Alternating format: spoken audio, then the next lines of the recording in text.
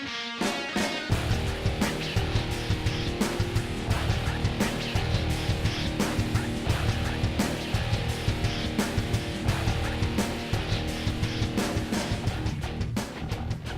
2011, 2012, I was in Kajaki Dam, Helmand Province, Afghanistan, and I was just thinking about this time where we'd spend a couple of days at a time out at a PB or patrol base, and we had to patrol at nighttime with a squad plus element, and go to an even further remote location and stay there overnight, and obviously stand post, and in the morning retrograde back. And so basically it's kind of funny. Well, in hindsight, it's funny. It was pretty miserable when it happened. It was about a two mile hike from the patrol base we were at, patrol base New York, to this more remote place.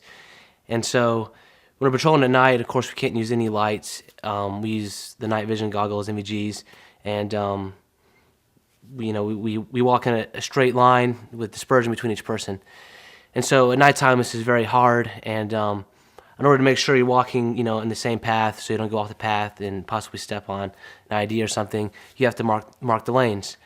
And so typically we use like baby powder or spray paint to mark the line, so you walk in a range of file and you wouldn't go off the path.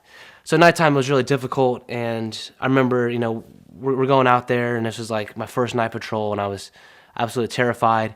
And I was right behind the point man who was sweeping CMD or metal detector. So anyways, we're patrolling there, and I mean, we're supposed to keep a decent space or dispersion between each person, obviously for safety reasons, just in case an ID goes off. And it was so dark, and I couldn't see where the guy was spray painting, the point man was spray painting. So when we were right up on each other, 5-10 feet, thankfully nothing happened, and it wasn't mass cas or anything.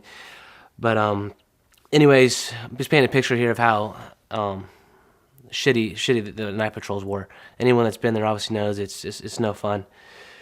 So we patrol the 2 miles. We get to where we need to be, and at the time the APL Corporal Lowry gets a call with the radio, and he's like, "Hey, we just got here, just checking in," and our staff sergeant back at the patrol base New York was like, "Hey, I'm really sorry, guys. Change of plans. You gotta retrograde back. You gotta come back here tonight."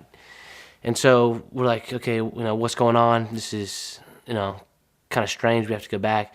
So we end up having to go back on the same path. Real sketchy. I mean, I'm talking about like a goat trail, and trying not to fall off at night. MVG is just super sketchy and obviously really scary. So we get back, another 2 miles back. We get back to the patrol base, and we walk up, and our staff sergeant, platoon sergeant, he's laughing.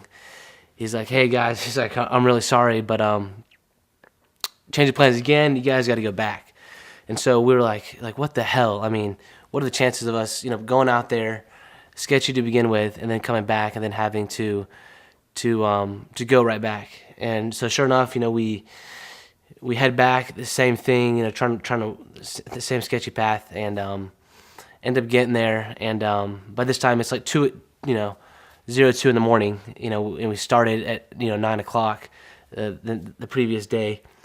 And by the time we got there, 6 miles into just patrolling back and forth at night, being super stressed out, super vigilant.